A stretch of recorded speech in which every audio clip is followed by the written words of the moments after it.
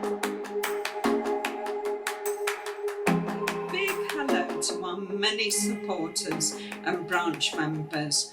For those that don't know me, I'm Suzanne Maguire and I'm the patron of the South Yorkshire Motor Neurons Disease Association. It is with great pleasure today that I have been asked to introduce to you Dame Professor Pamela Shaw. Professor Shaw is Professor of Neurology and Director and founding member of the Sheffield Institute for Translational Neuroscience, an internationally renowned clinician and academic researcher. Professor Shaw has kindly agreed to talk today about some of the research that is being undertaken at CITRAN by the many scientists who are committed to find a cure for this devastating disease we call MND.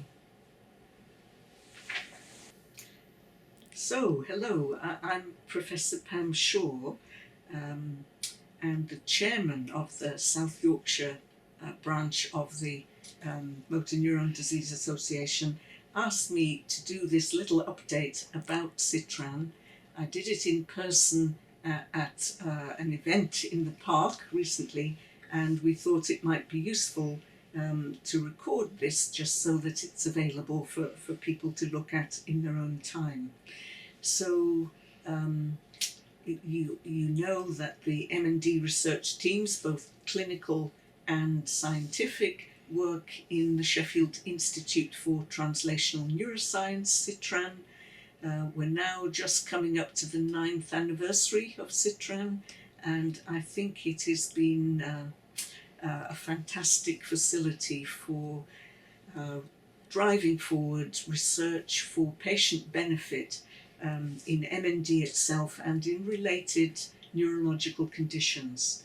So let me just take you through some of the recent highlights about what is happening in CITRAN. So I think we've continued to grow and build both clinical and research staff and graduate students, postgraduate students coming into the building. There are now more than 220 people beavering away at any one time. We've made some fantastic new appointments. So I always wanted CITRAN to be a sort of magnet to attract the best people to come from all around the country and overseas to come and work with us. And just to give you an example of some of the appointments that we've made, so in the month of August, just in the last week, we've had 3 new clinical fellows come to work with us, and they have come from UCL in London, Manchester, and Birmingham. And we also have appointed 3 CITRAN scientific fellows, and they are again real rising star young scientists. They're going to be starting with us at various time points between October and January. So one's coming from Edinburgh, one's coming from Cambridge, one's coming from Manchester. So we're attracting really good people to come and work with us. The supervisors or the colleagues in those other institutions are not at all keen that these people are coming to Sheffield to work with us. So that shows the quality of the staff that we're appointing. So that's really good. We're continuing to build facilities. So some of you may have seen on the edge of the Royal Hallamshire Hospital, there's the new imaging facility for PET MRI scanning. So that's a dual scanner that combines the detailed anatomy of the nervous system that you can get from MRI scanning with functional evaluation of the tissues using the PET side of the scanner. So PET stands for positron emission tomography, which you don't need to remember that. But it's a real cutting edge scanner that we hope will give us readouts to make earlier diagnosis but also as we're testing new treatments, give us imaging readouts of whether that treatment is having an effect or not. Citran is full, and we've just now got early plans for making a sister building alongside Citran, so Citran 2, which will incorporate a floor of that will be for advanced therapies. So the gene therapy programs and the cell therapy programs that we've been doing from Citran are so exciting that we want to build on that area.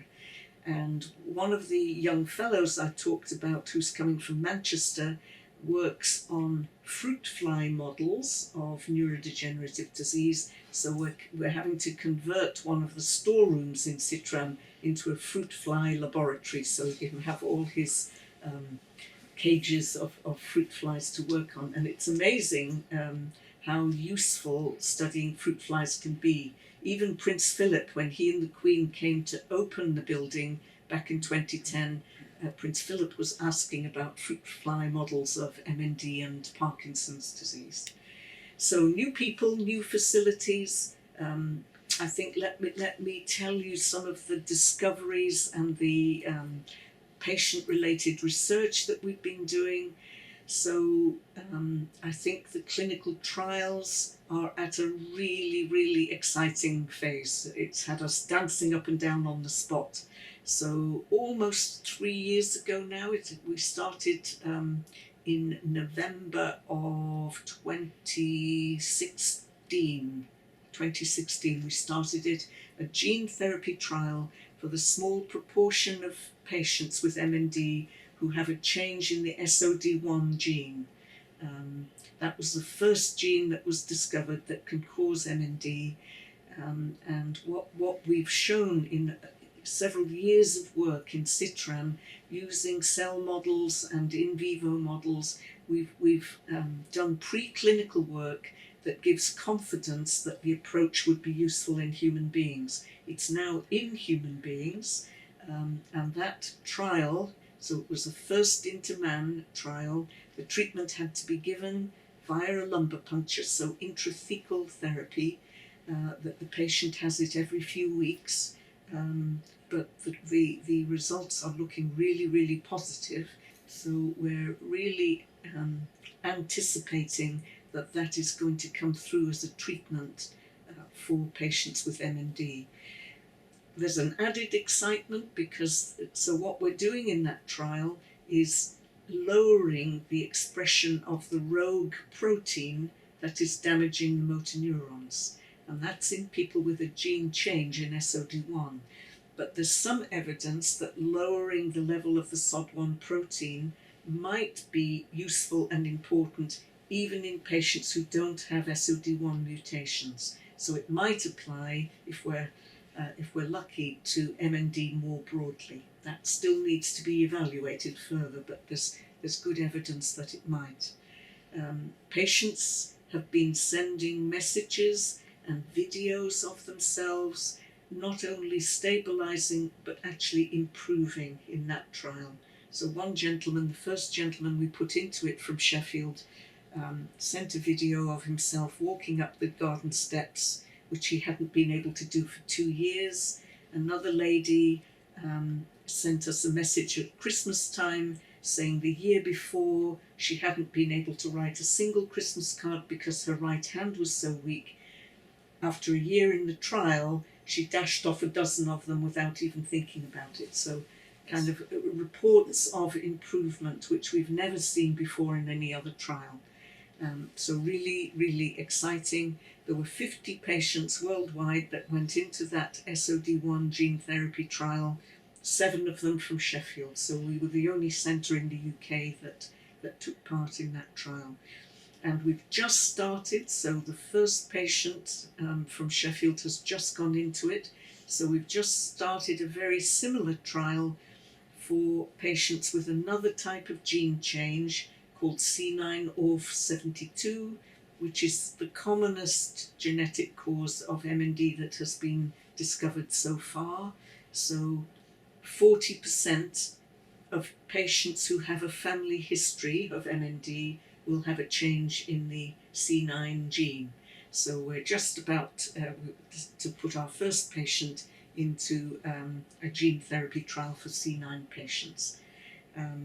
So all very exciting. We're doing some other experimental medicine studies as well. So one called MyroCals, which is a European-led trial, and that is the treatment is given as an injection into the skin for 5 days every month, and the medicine is low-dose interleukin-2, and what that does is it lowers the inflammation that is happening in the nervous system as the motor neurons get damaged. That trial the recruitment, so putting new patients into the trial, will finish at the end of September, and then there's a follow-up phase, so we should get the results of that in 2020 at some point. And my colleague Professor McDermott is just about to start another European trial called TUDCA, which is evaluating an agent that helps the batteries within the cells. So there are little organelles called mitochondria in all the cells of our body, including motor neurons, and what they do is make the energy that the cell needs to function properly. And there's evidence in MND that those batteries are not quite working fully efficiently, and TUDCA is aimed to boost the performance and function of those mitochondria. So that trial is just about to start its recruitment. We have a drug screening laboratory in Citran, and there are 2 drugs that have come through our drug screening campaign. One for Parkinson's disease, which is actually already in a clinical trial, and there's another one called S-apomorphine that also looks very promising in the preclinical models, and we're working with an American company called Eclipse. They're basically helping us to manufacture this drug in sufficient quantities, do all the safety and toxicity testing that you have to do before you can take a new drug to human beings. And so far they've raised $5 million to help us do that. They need to raise another $5 million, and then we should have enough funds to be able to bring it into experimental medicine studies, we hope, in 2020. So those are the new treatment trials that are ongoing at the moment. We have some other really important clinical studies which are about biomarkers. And if I explain what a biomarker is, so it's something that you can measure in the body. It might be the concentration of a particular chemical in the blood. It might be imaging pictures that you get of the brain or spinal cord. So it's a marker of the medical condition, in this case of MND, that we can use in several ways. So one, to be clear about the diagnosis at an earlier stage, so being able to be sure what's what earlier on, but most importantly, it's to help us subclassify the condition better. So clinical trials up until very recently have treated MND patients as though it's all just one thing. And when you see the patient's symptoms and so on, it looks like one thing in some ways. But when you get down to the detailed molecular aspects of it, and the biochemistry and so on, and the genes, then it's clearly not just one thing. So we need to be able to subdivide it into its subtypes in a more sophisticated way than we have been able to do up until now. And the importance of that is very clear if you look at other medical conditions. So breast cancer, a new drug called Herceptin, if you tested it in all breast cancer patients, it wouldn't have a positive effect. But if you target that drug to a particular subtype that have a particular type of pathology, then the drug works really well. So the idea of subclassifying the disease to allow personalised medicine so that we take account of the particular person's condition and we target the correct drug for their particular condition rather than just treating MND as one thing. We need to do more of that, and biomarkers really help us with that. And the final way that it's really helpful is in getting, at the moment, trials take a long time to come to, 2 or 3 years to come to fruition. If we had a good biomarker, so we can detect a chemical in the spinal fluid that is abnormally elevated in patients with MND, and we've got a readout of the condition, and if our new drug lowers that back down to the normal level, we will know within a few weeks or months whether the treatment is looking positive. So biomarkers are a really good readout of whether your treatment is getting into the nervous system in sufficient amounts and actually doing some good at a much earlier stage than just following patients, during the course of the condition for months and years. So we've got 2 important biomarker studies. Cohen, one's called Cohen, which is funded by the Medical Research Council. The other one is called Ambrosia, and that is a 3-centre study with Sheffield, Oxford and London, funded by the MND Association. And what we do in those studies is collect all sorts of samples, so blood, DNA, urine, cerebrospinal fluid, and we can also take a little tiny sliver of skin cells, and these days we can, in the Citran laboratories, we can convert those skin cells into the cells that are getting damaged in the nervous system. If you're a skin doctor, you can take a little snip of the diseased skin, if it's psoriasis or eczema or a skin tumour, and study it very nicely in the laboratory. Obviously we can't do that in living human beings when it comes to the brain and spinal cord, but what we can do nowadays is take those skin cells, reprogram them in the laboratory to become motor neurons or the neighbourhood cells. So there are star-shaped cells called astrocytes that sit next to the motor neurons and help them to be healthy. So they remove toxins away, they secrete growth factors and goodies and energy substrates to help the motor neurons be healthy. And they are also very important. Those neighbourhood cells are very important in MND. So we can use skin cells to study the cells that get injured in MND. But for all of those studies, in order to understand what's going on in MND patients, we need healthy controls alongside them.